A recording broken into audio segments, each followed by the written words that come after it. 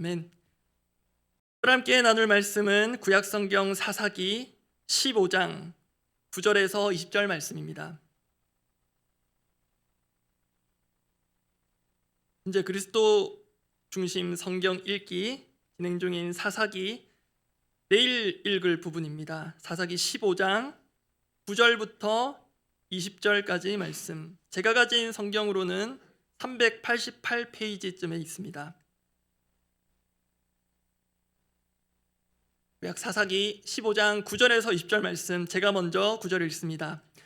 이에 블레셋 사람들이 올라와 유다의 진을 치고 레히에 가득한지라. 유다 사람들이 이르되 너희가 어찌하여 올라와서 우리를 치느냐. 그들이 대답하되 우리가 올라온 것은 삼손을 결박하여 그가 우리에게 행한 대로 그에게 행하려 함이로라 하는지라. 유다 사람 3,000명이 에단바위 틈에 내려가서 삼손에게 이르되 너는 블레셋 사람이 우리를 다스리는 줄을 알지 못하느냐. 네가 어찌하여 우리에게 이같이 행하였느냐 하니 삼손이 그들에게 이르되 그들이 내게 행한 대로 나도 그들에게 행하였노라 하니라. 그들이 삼손에게 이르되 우리가 너를 결박하여 블레셋 사람의 손에 넘겨주려고 내려왔노라 하니 삼손이 그들에게 이르되 너희가 나를 치지 아니하겠다고 내게 맹세하라 하매 그들이 삼손에게 말하여 이르되 아니라 우리가 다만 너를 단단히 결박하여 그들의 손에 넘겨줄 뿐이요 우리가 결단코 너를 죽이지 아니하리라 하고 새 밧줄 둘로 결박하고 바위 틈에서 그를 끌어내니라. 삼손이 레히에 이르매 블레셋 사람들이 그에게로 마주 나가며 소리 지를 때 여호와의 영이 삼손에게 갑자기 임하심에 그의 팔 위에 밧줄이 불탄 삼과 같이 그의 결박되었던 손에서 떨어진지라. 삼손이 나귀의 새 턱뼈를 보고 손을 내밀어 집어들고 그것으로 1,000명을 죽이고 이르되 나귀의 턱뼈로 한 더미 두 더미를 쌓았으며 나귀의 턱뼈로 내가 1,000명을 죽였도다 하니라. 그가 말을 마치고 턱뼈를 자기 손에서 내던지고 그곳을 라맛 레히라 이름하였더라.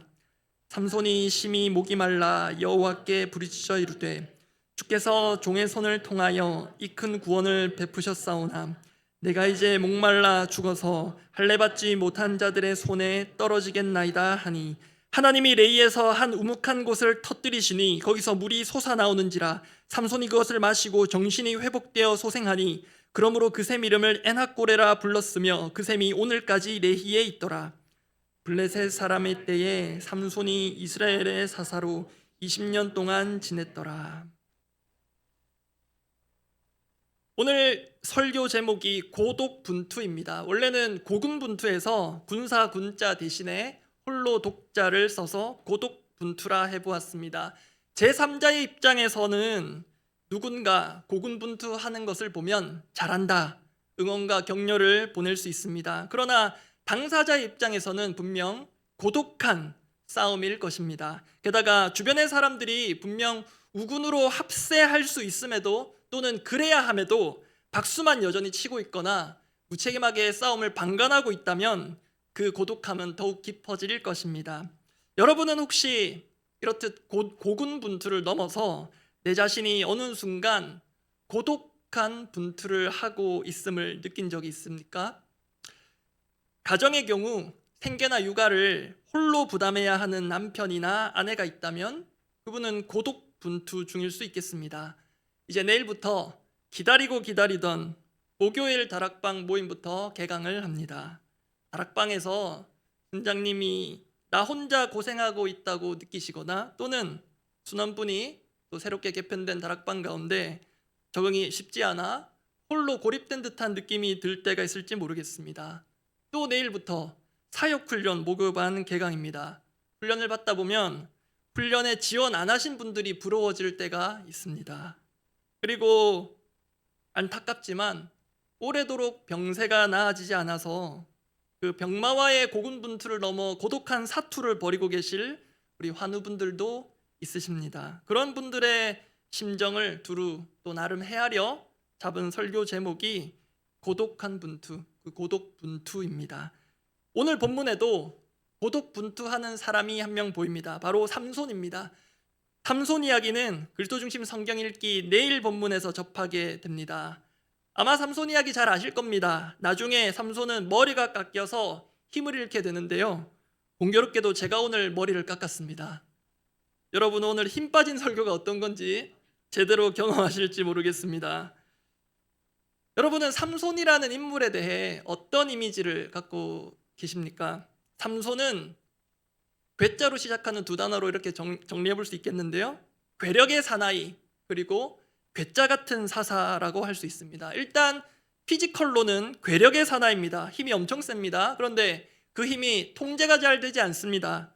통제 불능, 예측 불허의 그 무력 사용으로 삼손은 주변 사람들을 난처하게 만듭니다. 특히 당시 이스라엘을 지배했던 블레셋의 눈에 가시 같은 존재였을 뿐만 아니라 같은 이스라엘 백성들에게도 근심거리였습니다. 사실 삼손은 불임의 가정에서 특별하게 나시린으로 태어났지만 그는 전혀 나시린답게 살지 못했습니다. 그리고 사람들이 기대하는 사사로서의 자질에도 못 미치는 언행들을 보입니다. 그래서 당시 사람들도 그렇고 우리도 삼손에 대해 가지는 이미지는 대체로 부정적일 것입니다.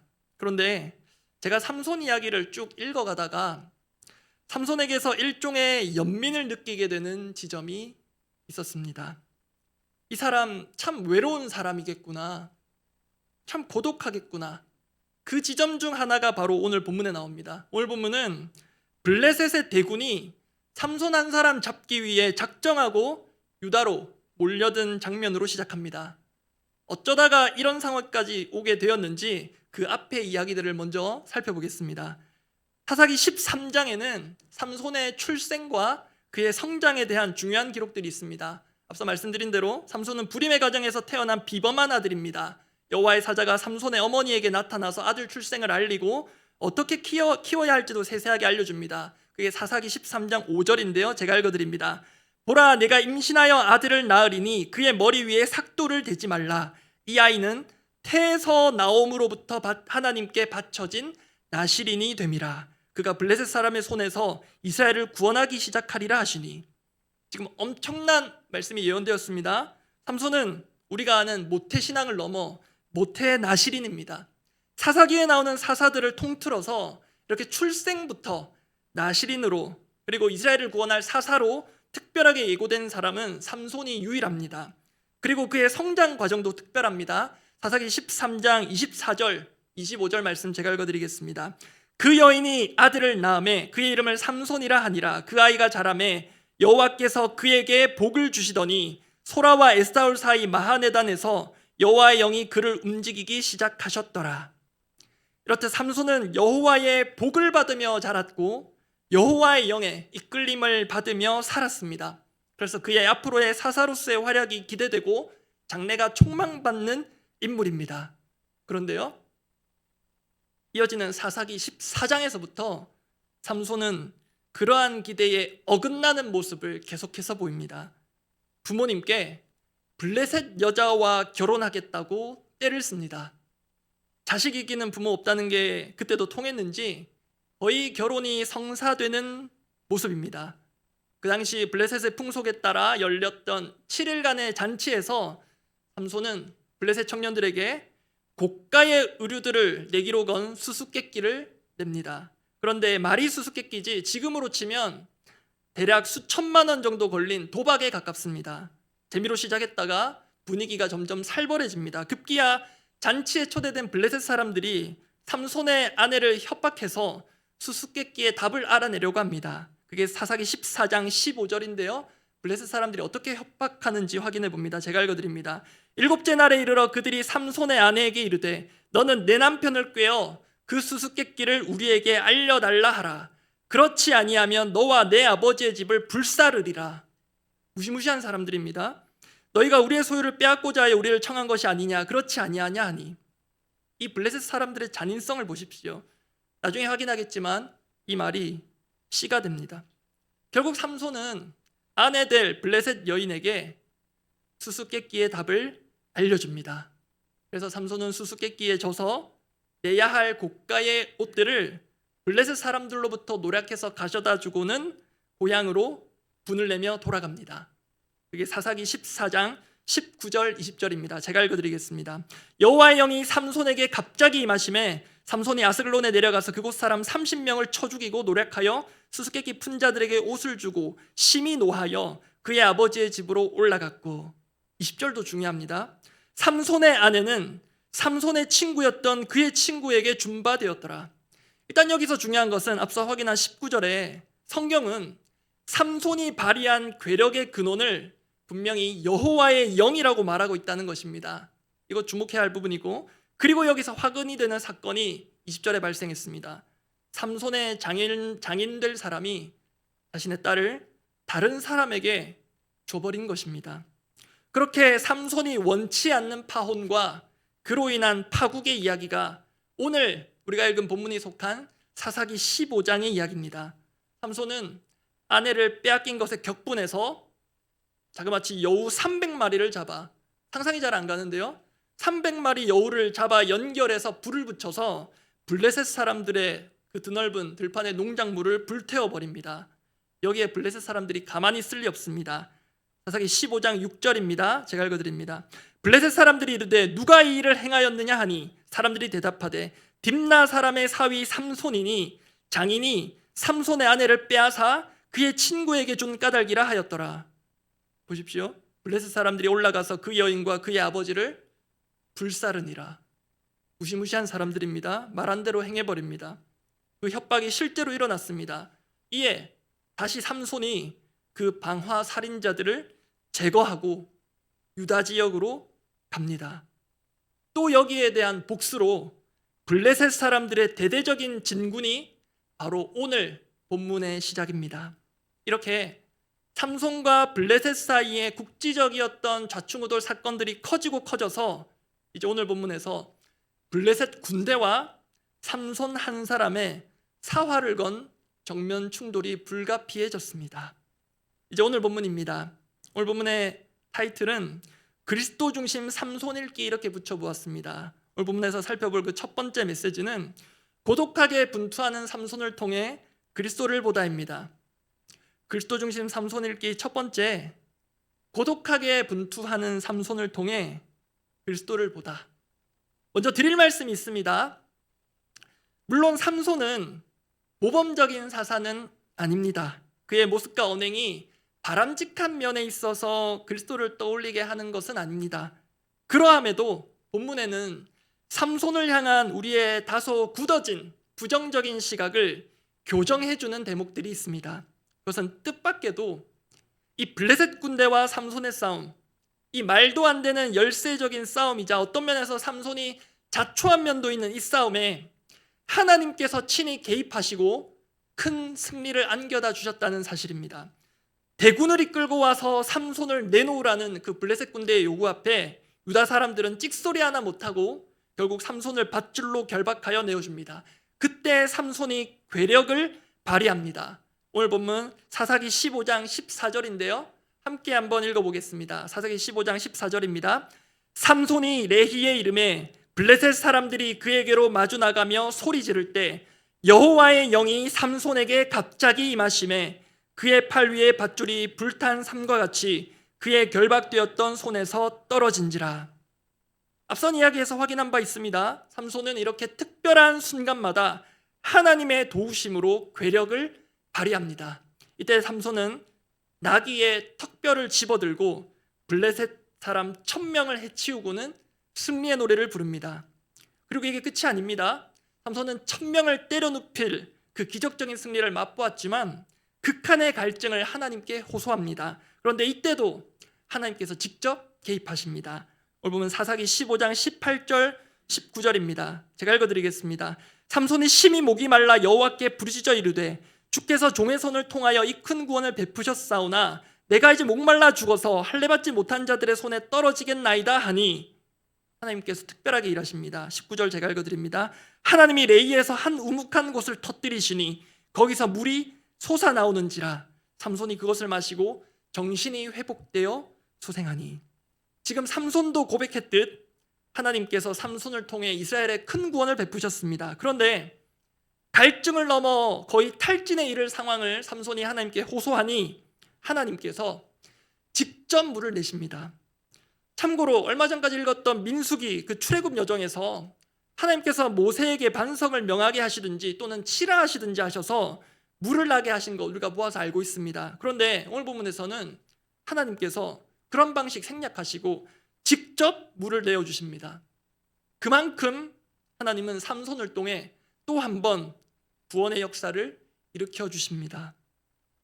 여러분, 역사에 가정은 없다는 말 많이 들어보셨을 것입니다. 그렇지만 우리가 아는 대로, 또 성경에 나와 있는 대로 사고뭉치 삼손, 좌충우돌 삼손, 어떤 면에서 오늘 본문의 이 싸움은 그가 자초한 싸움이었기에 하나님께서 굳이 꼭 이렇게까지 도와주실 필요가 있었을까 싶기도 합니다.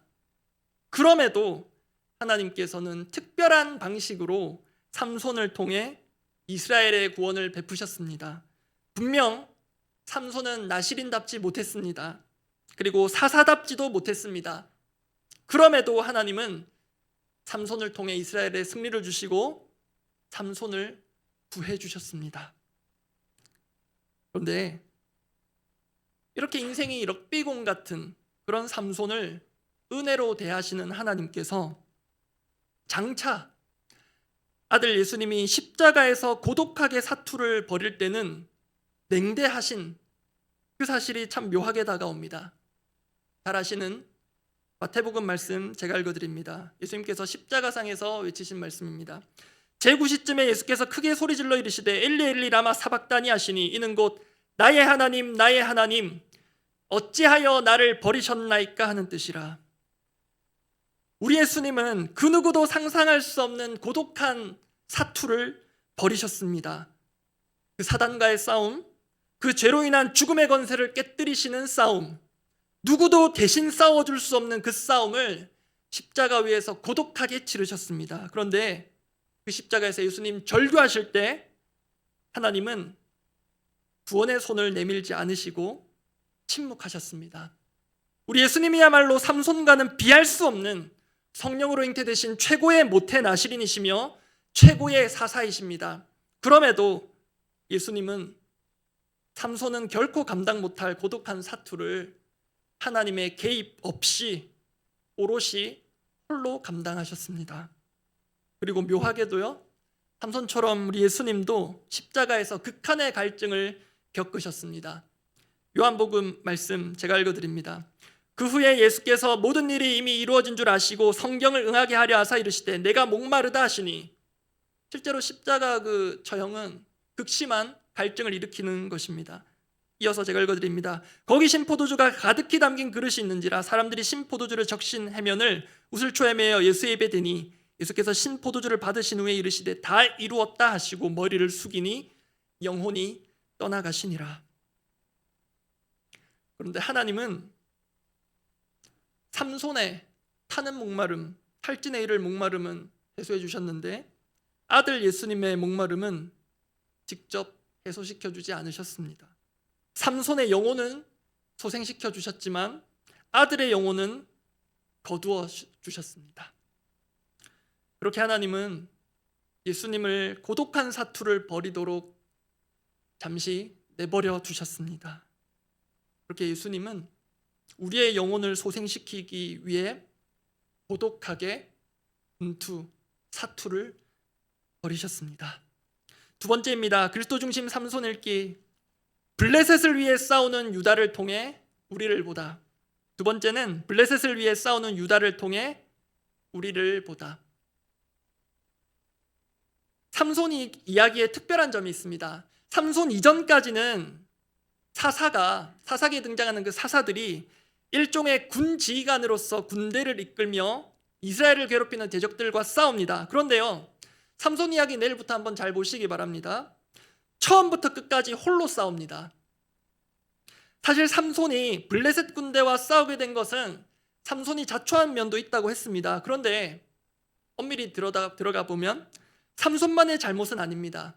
다름 아닌 유다 백성들이 그렇게 만든 점이 있다는 것에 주목할 필요가 있습니다. 유다 백성들의 본문에 나온 언행과 태도를 잘 보면 삼손이 고독한 싸움을 할 수밖에 없도록 그들이 기여한 측면이 분명히 있고 결코 작지 않습니다. 난데없이 들이닥친 수많은 블레셋 사람들을 보고 유다 사람들은 그들이 전쟁을 일으키려는 줄 알고 화들짝 놀라서 묻습니다. 왜 우리를 치려고 하십니까? 우리가 무슨 잘못을 했습니까? 이런 식입니다.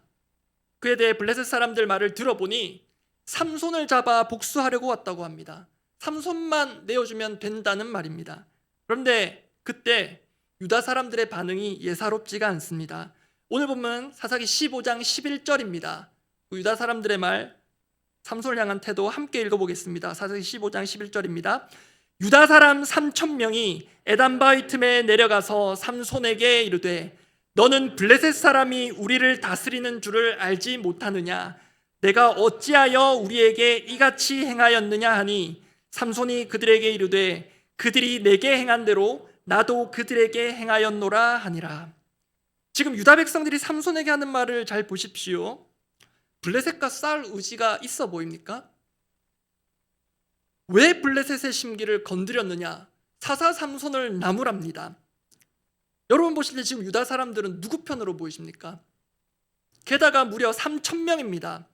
조금만 마음을 고쳐먹으면 지금 삼손을 도와서 블레셋과 한번 싸워볼 수도 있습니다. 그런데 그 다음이 더 가관입니다. 오늘 보면 사사기 15장 12절 13절 제가 읽어드립니다. 그들이 삼손에게 이르되 우리가 너를 결박하여 블레셋 사람의 손에 넘겨주려고 내려왔노라 하니 삼손이 그들에게 이르되 너희가 나를 치지 아니하겠다고 내게 맹세하라 하매 13절입니다. 그들이 삼손에게 말하여 이르되 아니라 우리가 다만 너를 단단히 결박하여 그들의 손에 넘겨줄 뿐이요 우리가 결단코 너를 죽이지 아니하리라 하고 세밧줄 둘로 결박하고 바위 틈에서 그를 끌어내니라. 보신 대로 유다 사람들은 삼손을 타이르고 맹세까지 해서 결국 세밧줄로 결박하여 삼손을 블레셋 사람들에게로 데려갑니다. 참 친절한 사람들입니다. 여러분, 아무리 봐도 유다 사람들 좀 이상해 보이지 않습니까? 정상입니까 이게? 지금 그들이 밧줄로 결박하여 끌어가고 있는 사람은 블레셋 적군의 포로가 아니라 그들의 사사 삼손입니다. 아무리 사사답지 않은 사람이라 할지라도 사사는 지금과 같은 전시체제에서는 전쟁을 수행하는 최고 지휘관입니다. 그러면 유다 사람들은 그들의 사사인 삼손을 위시하여 전열을 가다듬고 블레셋 사람들과 맞서 싸울 준비를 하는 게 정상입니다. 그런데 유다 사람들은 블레셋 사람들과 한마음 한뜻이 되어 무려 3,000명이 대동단결하여 그들의 최고 지도자를 적군 앞에 기꺼이 내어놓습니다. 잘 가져가시라고 세밧줄로 단단히 결박하여 내어드립니다. 지금 그 장면을 한번 상상해 보십시오. 한쪽에는 최소 수천, 많게는 수만이었을 블레셋 사람들이 있습니다. 그리고 한쪽에는 무늬만 아군이라고 할 수 있는 유다 3,000명의 유다 사람들이 있습니다. 그 사이에 삼손은 밧줄로 결박된 채 서 있습니다. 그 많고 많은 사람들 중에 삼손 편을 드는 사람은 아무도 없습니다. 여러분이 그 자리에 결박되어 서 있다고 한번 생각해 보십시오. 적들의 적개심보다 아군의 배신감이 더 크고 아플 것입니다.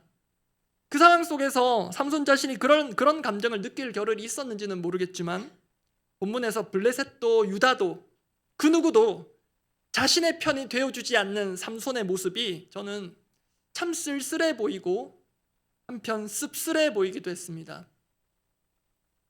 사실 삼손은 앞서 간략히 살펴봤지만 블레셋 땅과 자신의 이스라엘 지역을 자유롭게 넘나들며 자기 혼자 멋대로 블레셋 사람들과 자충우돌하며 사고를 치고 다녔습니다. 그런데 그것을 꼭 부정적으로 볼 수만은 없습니다. 왜냐하면 삼손이 이스라엘의 사사로서 당시 압도적인 블레셋의 압제하에서 나름 홀로 고군분투한 측면도 분명 있기 때문입니다. 만약 그 당시에 삼손마저 없었다면, 부족한 사람이지만 그나마 삼손마저 없었다면 본문 당시 이스라엘은 정말 암흑기 중 암흑기입니다. 왜냐하면 그 블레셋 지배하의 암흑기를 그냥 자포자기하듯 살고 있었던 사람들이 유다 사람들이었기 때문입니다. 오늘 본문의 유다 사람들의 언행을 보면 그들은 블레셋 사람들과 싸울 마음이 전혀 없습니다. 오히려 블레셋과 싸우고 돌아다니는 삼손이 골칫거립니다. 삼손이 사사답지 못한 행동으로 어의를 상실하게 했다면 유다 사람들은 지금 전의를 완전히 상실한 상태입니다. 그런데 여러분, 누구의 잘잘못을 따지긴 어렵지만 제가 볼 때 유다 사람들의 전이 상실이 더 심각해 보입니다. 왜 그러냐면 사사기에 나타나는 악순환이 있습니다. 이스라엘의 범죄로 인한 하나님의 심판이 있는데요, 거의 항상 이방 민족의 압제라는 방식으로 나타납니다. 그때 이스라엘 백성들이 뒤늦게나마 하나님께 구원의 손길을 부르짖고 간구하고 또 자신들의 잘못을 돌이키는데요, 그 악순환이 사사기에 계속 나타나는데요, 지금 이 사사기 후반부에 이르러 이스라엘 백성들은 블레셋 민족의 지배하에서 그냥 눌러 앉아버린 것입니다. 그 말은 하나님께서 세우신 사사 삼손이 있음에도 유다 백성들은 삼손에 대한 기대도 없었고 삼손을 통해 구원을 베푸실 하나님도 기대하지 않았다는 것입니다. 이런 상황에서, 이런 암울한 상황에서 이스라엘을 위해 싸울 사람, 블레셋에 맞서 고군분투할 사람은 그나마 삼손밖에 보이지가 않습니다. 사사로서 여러모로 아쉬움을 드러내는 삼손이긴 하나 한 가지 분명한 것은 우리가 앞서 확인했습니다. 하나님께서 유일하게 그의 편이 되어주셔서 삼손에게 특별한 괴력을 쏟아 부어주셨다는 것입니다. 이런 맥락에서 보면 삼손 한 개인에게 유례없는 엄청난 힘이 주어진 것은 하나님께서 싸울 능력을 주고 싶으셔도 유다 백성들 가운데서는 블레셋과 싸우고자 하는 사람이 삼손 외에는 아무도 없어서 삼손에게 오로지 힘을 몰아서 주신 게 아닌가 싶기도 합니다. 블레셋과 맞서 싸워야 마땅하지만 아무도 맞서지 않고 오히려 사사 삼손을 맞서는 유다, 자신들의 사사를 적군 블레셋에게 그냥 넘기는 것도 아니고 단단히 결박하여서 넘기는 유다, 그들이 삼손을 고독한 분투의 자리로 내몰았습니다.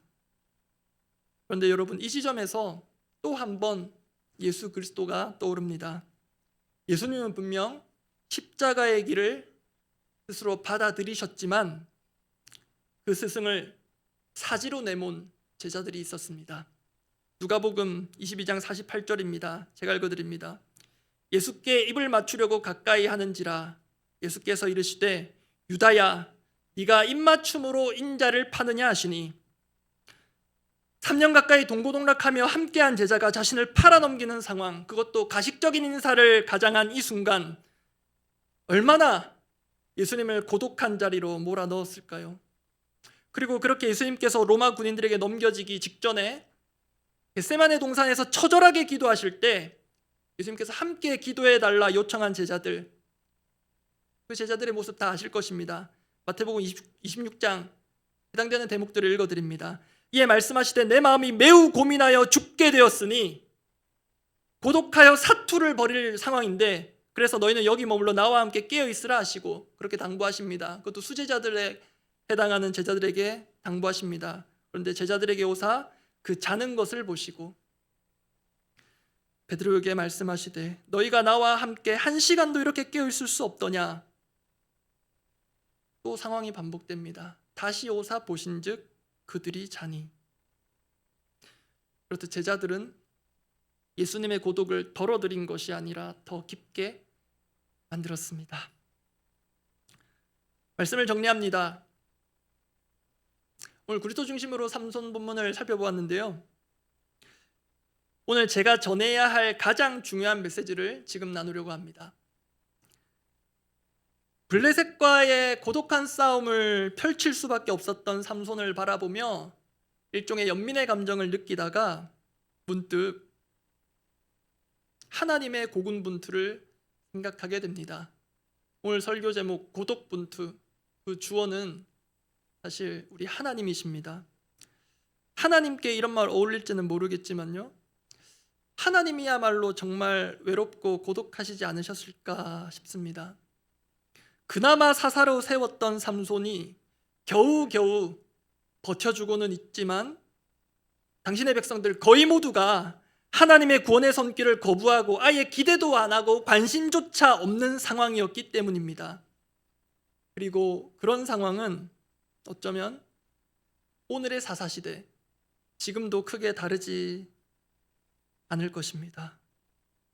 지금도 우리를 위해 매 순간 고군분투하시는 하나님, 지금도 우리를 위해 매 순간 고독분투하시는 임마누엘의 예수님, 지금도 우리 가운데 고독하게 분투하시는 성령 하나님, 어찌 보면 하나님의 때로 우리를 내버려 두시는 것 같은 상황이 있는 게 아니라 우리가 시종일관 그런 하나님을 내버려 두는 것 같기도 합니다. 어쩌면 전의를 상실하고 기대를 다 저버리고 적군과 하나가 된 우리 때문에 하나님께서 홀로 싸우시느라 힘을 주고 싶어도 줄만한 사람을 찾으실 수가 없으셔서 하나님께서 외로워하실지 모른다는 이 사실을 우리가 받아들일 수 있겠습니까?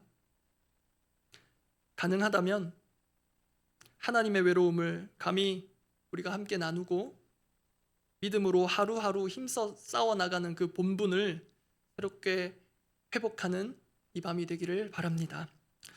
함께 잠잠히 먼저 기도하겠습니다.